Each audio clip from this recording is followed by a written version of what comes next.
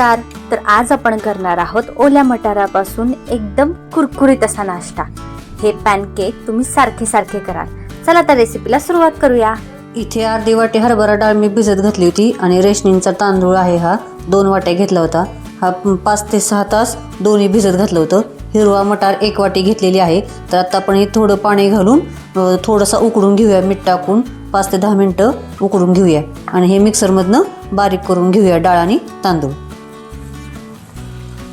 तर आता मटार उकडून झालेले आहेत आणि शिजलेत. तर आता पाण्यातलं पाणी काढून घेऊया आणि मॅश करून घेऊया.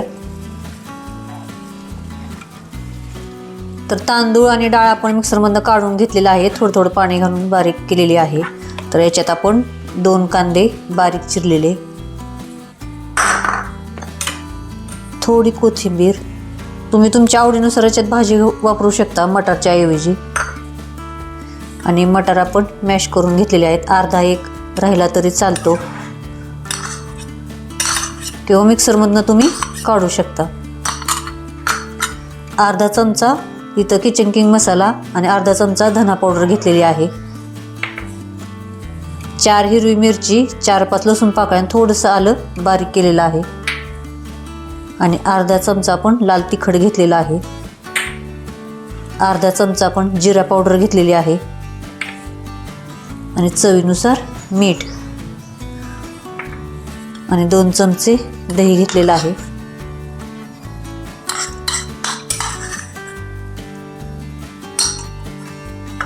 तर आता आपण हे सगळं मिक्स करूया. तर आता मिक्स झालेलं आहे. ह्याच्यात आपण आता पाणी घातलेलं नाही आहे. तर आता 10 मिनटं आपण असं झाकून ठेवूया आणि जर घट्ट झालं तर पाणी घालूया, नाहीतर असंच ठेवूया. तर आता 10 मिनटं झालेली आहेत. तर आता आपल्याला पाणी घालण्याची काय आवश्यकता नाही आहे, बघू शकता तुम्ही. तर आता आपण बनवायला घेऊया. तर एक पॅन घेतलेला आहे. तुम्ही तवा पण वापरू शकता डोश्याचा वगैरे. तर त्याच्यात आपण थोडंसं तेल घालूया. तुम्ही पॅनकेक सारखे छोटे बनवू शकता, मोठे बनवू शकता, तुमच्या आवडीप्रमाणे तुम्ही बनवू शकता.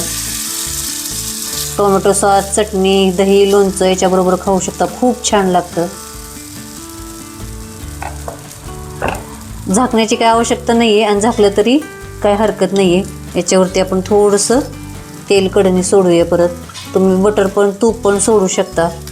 मध्यम गॅसवरती आपण आता हे भाजून घेऊया एका बाजूने.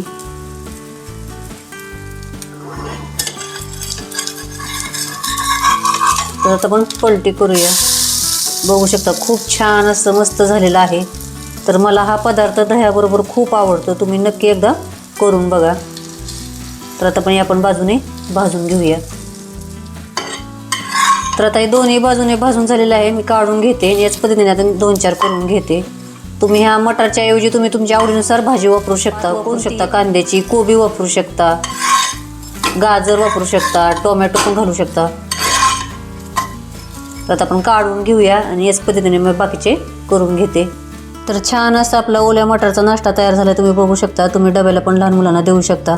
खूप छान असा झालेला आहे. तर चॅनल सबस्क्राईब करा, लाईक करा, शेअर करा आणि कमेंटमध्ये मला नक्की सांगा कसा झाला आहे तो. थँक्यू.